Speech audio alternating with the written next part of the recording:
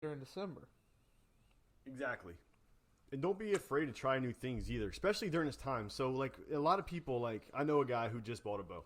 Literally, he just bought a bow 2 weeks ago. Sweet. He's talking about getting in the woods. I'm like, you know what? Dude, get in the woods now.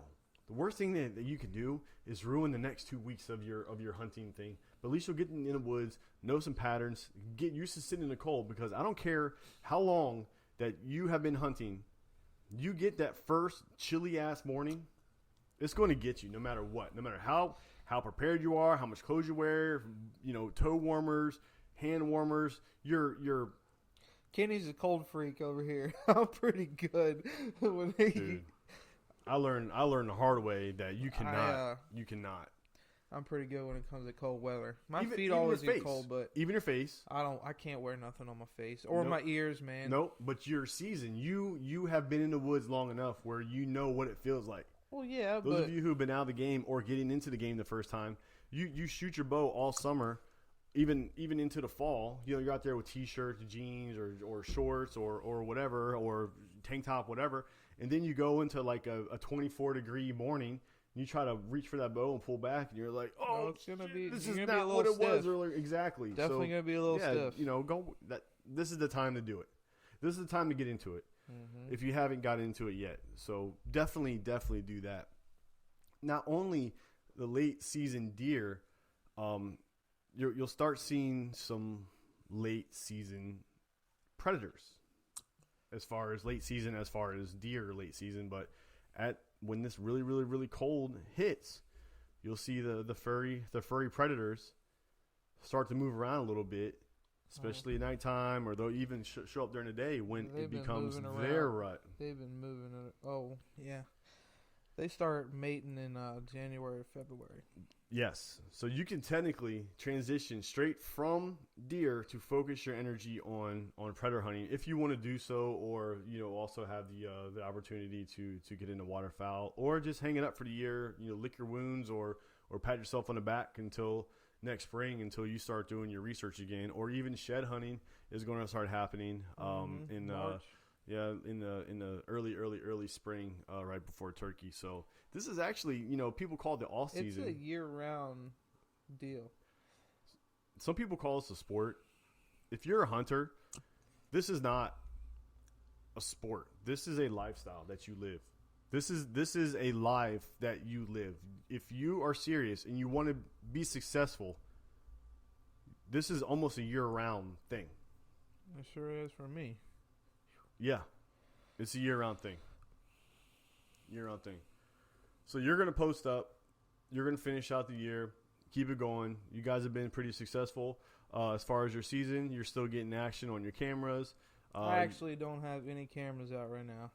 You pulled them all. You pulled them? Yeah, it just so happened that I didn't bring my SD card reader for my phone one day, so I pulled all the cameras out. I just haven't put them back up yet. Yeah. But I'm planning on getting them out, and I'm gonna let them sit in some spots for most of the year just to see what happens. I would like to leave mine out the whole year. Next year, I'm gonna leave one out all year, and I'm not gonna touch it. So let's say hypothetically, the average person who's listening to us has in Virginia, because we are a Virginia show. We are actually the only hunting show focusing on hunting in Virginia. How many, let's say the average person has 20 to 40 acres of accessible land. Some people have 1,000, some people have 1,400, some people have more, some people even do public only or in small tracts. How many cameras do you run for your setup? My setup? Your setup. I wish I had about 10 more. Yeah. But I run as many as I can afford to get. Right. I got 5, and that ain't enough. Not even close.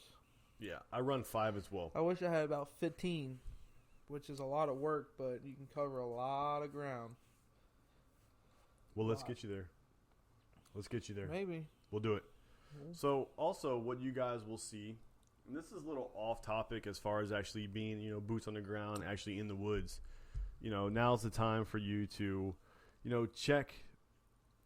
You're always going to run across people who are willing to unload their gear or unload something during the off season because I'm not going to need it anymore right now. I need the money for something else. Later on or next year, I'll just buy the new one or I'll just replace it with something else. But right now, I need the cash.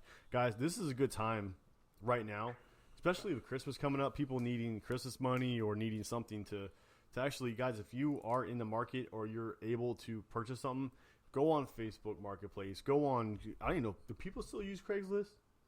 Oh, yeah, dude. Yeah? Yeah. All right, I got an old school one. What's that book that used to sell at gas stations, like old school gas stations? The Valley Trader. Do people still use a Valley Trader? I don't even know what the Valley Trader is, dude. So there's that. All right, I have to show you what the Valley Trader is. So Old the fart. Valley Trader was the Craigslist before the internet. You go to the store and every week they come out every Monday or every Sunday with a new Valley Trader and essentially be like a newspaper just full of classifieds. Whether it be someone's trying to sell their house, to livestock, to dogs, to guns, to whatever, you can find it on the Valley Trader. It's literally just like Craigslist. So, I don't know. Some people out there are still using it. People are commenting on your stuff. Let's see what do they say? Anybody It's just beef. It's just beef. Tommy's in here. A couple other people are in here. Yeah. Talking about your shit. So yeah, we do our show. Those of you who are listening on iTunes and don't do the whole Instagram thing, what you're going to hear a lot, especially in our show, is that you are going to hear us kind of break topic because we're looking at our screens. We're actually interacting with people who are dialing in on Instagram Live because every show that we do, we go live with on Instagram just to show that hey, we're with you. We are doing this show with you. We're not doing this show not just for you. We're actually doing it with you. And we had Chris in here last week. Actually, some people on your page and my page were or on the show's page, especially right now on Instagram Live, are saying, "Where's Chris at? He's slacking." So, yeah. So, guys, I'm not going to apologize, but that's just part of our show.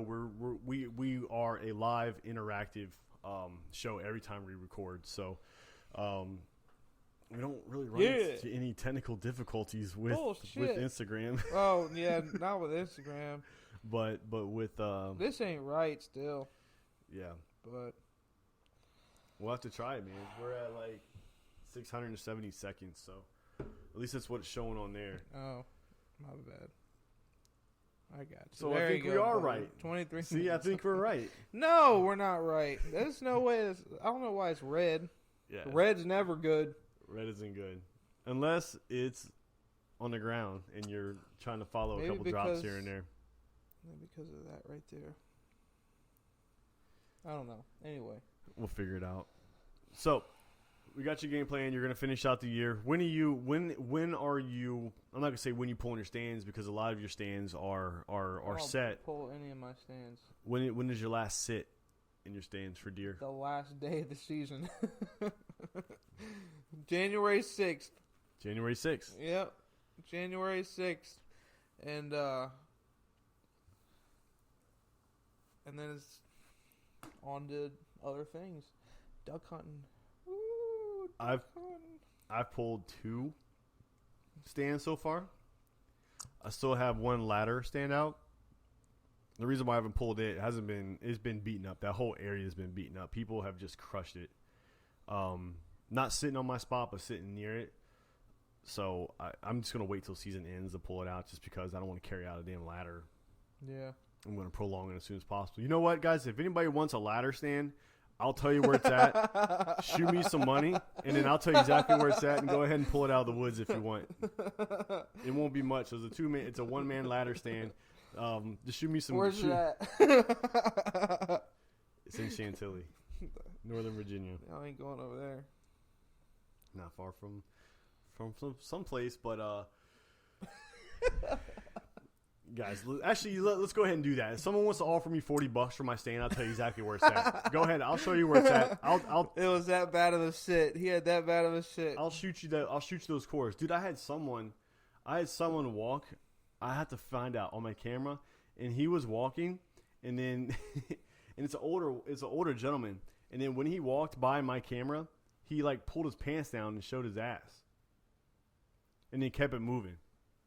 So that's how you know how good that spot is, just because it's public and people just walk all over it. So guys, if you want my stand, I'll shoot you coordinates of where it's at exactly. I tell you exactly where it's at. But so after deer, January 6th, you're gearing up for. We met each other through waterfowl. We are waterfowl hunters. No, I'm not. All right, we like to pretend we're waterfowl hunters. I'm a deer hunter. I can hold my own. I don't know some of the shit that everybody else knows, though. No, dude, I just put the decoys out there. Oh, here they come. Pow, pow, pow. Missed. Damn it. Missed again. All right. I see feathers. Where's that bird at? $40 box of shells. Gone.